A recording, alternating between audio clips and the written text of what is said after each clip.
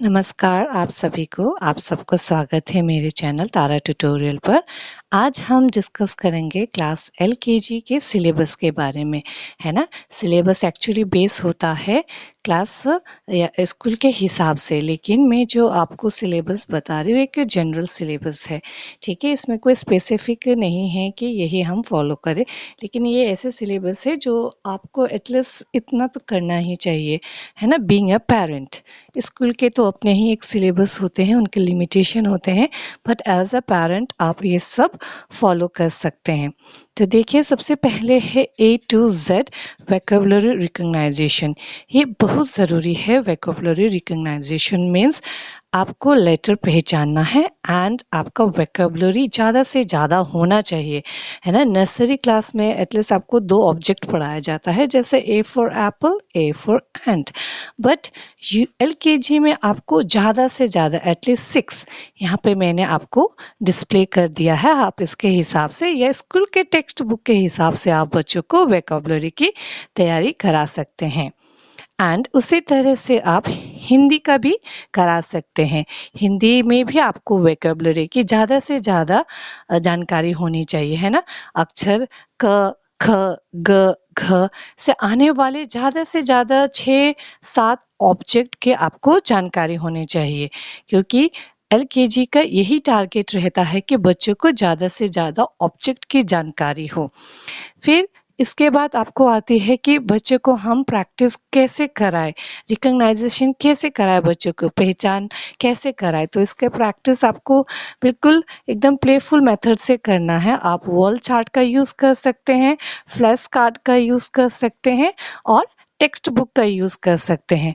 और जब भी बच्चों को आप तैयारी कराएं, हमेशा याद रखिए कि हमेशा आपको सिंपल वे में आपको पढ़ाना है उनको, ठीक है? कभी भी कॉम्प्लेक्स मत कीजिए, पढ़ाई को एकदम सिंपल रखिए। बट आप जिस तरह से पढ़ाते हैं सिंपल वे में, उसी तरीके से फिर आपको फिर क्वेश्चन थोड़ा ट्रिकी वे में देना है ना? हम पढ़ाई को हार्ड बनाएंगे तो बच्चा और कंफ्यूज हो जाएगा। Make it very simple, okay? फिर उसके बाद आप क्वेश्चन थोड़ा सा ट्रिकी वे में दे सकते हैं, जिससे कि वो थोड़ा सा क्रिटिकल थिंकिंग कर सके, ओके? वर्कशीट आपको ट्रिकी वे में ही बनाना है। और मैंने पहले भी कहा है आपको लेटर रिकॉग्नाइजेशन के लिए हमेशा एक्टिविटी बेस ही कराइए, ज़्यादा राइटिंग वर्क मत दीजिए। जैसे कि लेटर पहचान नहीं पा रहा है तो आप ज़्यादा राइटिंग वर्क से अवॉइड कीजिए। ओनली एक्टिविटी बेस्ड पे ही आपको प्रैक्टिस करनी है। तो इसी तरह से मैंने आज का वीडियो बनाया है, तो आइए अब डिस्कस करते हैं। सबसे पहले देखिए, मैंने इंग्लिश का वर्कशीट बनाया है। जैसे कि आप लोग को पता है कि मेरे ज़्यादातर जो वीडियोस होते हैं फोनिक्स पे ही बेस्ड होते हैं, तो उसी तरह से ये भी फोनिक्स पे ही बेस्ड है। जैसे जब भी आप सिखाए बच्चों को वो vocabulary, A for Apple, Apple, A for aero, arrow, जब आप साउंड से सिखाते हैं तो आपको इसमें बहुत बेनिफिट होती है। देखिए, जैसे कि सबसे पहले पिक्चर में एरो दिया है, तो बच्चे डायरेक्ट एरो, है ना, पहचान तो पाएगा व्हाट इज द पिक्चर, है ना? पिक्चर से वो पहचान पाएगा एरो। बट एरो कहाँ है तो वो डायरेक्ट ए नहीं लिख पाएगा, बिकॉज उनको उतना आइडिया नहीं रहता। तो अगर वो साउंड से पढ़ा है ए फॉर एरो, तो ए साउंड से वो ए लिख पाएगा। सेकंड देखिए, बेल, है ना? आप उनसे पूछिए पिक्चर क्या है, तो दे विल से बेल। तो ब बोलते ही वो उनको याद रहेगा बी है ना? क्योंकि आप जब साउंड के साथ पढ़ाते हैं तो बच्चे को तुरंत याद हो जाता है। अगर नेक्स्ट पिक्चर देखिए, केक, केक बोलने से सी नहीं लिख पाएंगे, okay? They will write, first they will say cake, then they can write क, के, क, C. Then D, drum, watermelon, वो, डब्ल्यू। फिर सेकंड है आपको upper case, change upper case into lower case में आपको चेंज करना है, ठीक है? पहले सिंपल दीजिए, फिर नेक्स्ट लेवल में थोड़ा हार्ड, थोड़ा लंबा वर्ड दे सकते हैं। एंड 3 में देखिए filling the blanks, okay? Filling the blanks आप दोनों अपर एंड लोअर केस दे सकते हैं। And fourth is dictation. Dictation भी आपको एक साथ पूरा ए से जेड तक नहीं देना है, आप टारगेट रखिए ए से एल तक, फर्स्ट टारगेट, फिर उसके बाद नेक्स्ट टारगेट, फिर पूरा मिक्स करके आप डिक्टेशन ले सकते हैं according to the child level. So here is the answer, है ना, आंसर आपको मैंने लिख के दिया है।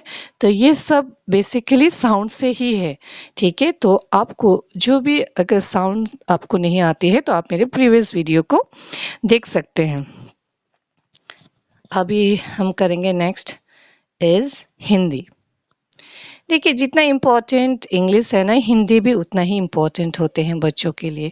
तो हिंदी में भी बच्चों को बहुत कंफ्यूजन होती है, तो आप उसको भी उतना ही इम्पोर्टेंस दीजिए जितना इंग्लिश में हम देते हैं। तो सबसे पहले देखिए, चित्र को पहचान कर पहला अक्षर लिखिए, है ना। तो आपको मैंने पहले भी कहा है, ज़्यादा से ज़्यादा वोकैबुलरी आपको बच्चे को सिखाना है। एटलीस्ट 6 ऑब्जेक्ट तो सिखाना ही है LKG के बच्चों को। तो सबसे पहले कलम, है ना, बच्चों को पूछना है क्या है। ये नहीं पूछना है कि ये किससे आती है ना, किससे शुरू होती है, ये नहीं पूछना है, बल्कि आपको पूछना है कि बेटे पिक्चर जो दिया हुआ है इसको क्या कहते हैं। तो जब कलम कहेगा तो क लिखना है ऐसे। नेक्स्ट है गाजर, ठीक है, गाजर तो ग। फिर नेक्स्ट है झाड़ू, झ। तकिया, त। लड़का, ल। ऐसे करके हमें सिखाना है। सेकंड है खाली स्थान को भरिए, है ना। फिर खाली स्थान को भरना है हमें। आप इसमें भी एक लिमिट रख सकते हैं कहाँ तक आपके बच्चों को सिखाना है, क से ञ तक, क से ण तक। इस तरह से आपको एक लिमिट के साथ पहले सिखाना है, एक साथ पूरा मत दीजिएगा कभी भी। नेक्स्ट थर्ड है श्रुतलेख। श्रुतलेख क से ज्ञ तक दिया है, ये लास्ट तक का है, पर इसमें भी आपको लिमिट रखना है, क से ण तक, क से न तक, ऐसे करके according to the child preference.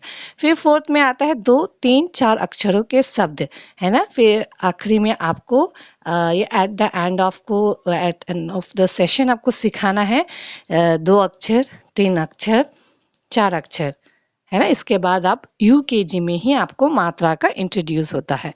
And next move to the maths. Maths is also very important, है ना। तो इसमें हमें क्या करना है, देखिए, जैसे आपने 1 से 50 तक बच्चों को अच्छे से ओरली सिखाया, है ना। ओरली सिखाने के बाद आपको रिकग्नाइजेशन सिखाना है, क्योंकि बच्चे 1 से 50 आराम से लिख लेते हैं, डेली आप प्रैक्टिस करेंगे। लेकिन अगर आप उनको डायरेक्ट पूछेंगे 5 लिखो, 7 लिखो, तो उनको नहीं आते। तो इसके लिए आपको थोड़ा सा वर्कशीट प्रैक्टिस करनी होगी। तो वर्कशीट में हमेशा पहले ऑब्जेक्ट दीजिएगा, ठीक है। ऑब्जेक्ट देना है, फिर उसके बाद नंबर। तो ऑब्जेक्ट हमने दिया है, फिर उसके बाद इस आंसर मैंने कर दिया है। फिर काउंट एंड राइट, है ना, काउंट एंड राइट करना है। फिर एक है काउंट एंड कलर, वो भी आपको करना है। And after that you can introduce filling the blanks. Filling the blanks देना है। फिर बिफोर एंड आफ्टर आपको एक नंबर लाइन बनाना है, बिकॉज बच्चे को डायरेक्ट नहीं आते, आप नंबर लाइन बना दीजिए। एंड बिफोर 3, है ना। पहले आप आफ्टर से भी इंट्रोड्यूस करा सकते हैं, क्योंकि बिफोर थोड़ा सा टाइम लगता है, इसमें आपको पहले बैकवर्ड काउंटिंग सिखानी पड़ती है। तो आप आफ्टर से ही यूज कीजिए, 6 के बाद, 7 के बाद आप नंबर लाइन पे ही दिखाए। Tell ask them where is 6, then show me what comes after 6, then they will say 7, okay, with the help of the number line. Now 6 है आपका मोर और less. This is also very important, है ना। बच्चों को ज्यादातर पता ही नहीं होता है कि कौन सा नंबर ज्यादा है, कौन सा नंबर कम है। सबसे पहले हम पिक्चर के थ्रू ही उनको मोर एंड लेस का इंट्रोड्यूस कराएंगे। अगर इससे भी बच्चे को अच्छे से आ जाते हैं तो आप नंबर दे सकते हैं। तो ये सब वर्कशीट है जो मैंने आप लोग को शेयर किया है। आप इससे भी और ज़्यादा करा सकते हैं वर्कशीट बच्चों के हिसाब से, बट मैं चाहती हूँ कि बच्चे इतना एटलीस्ट पहले करें, ठीक है।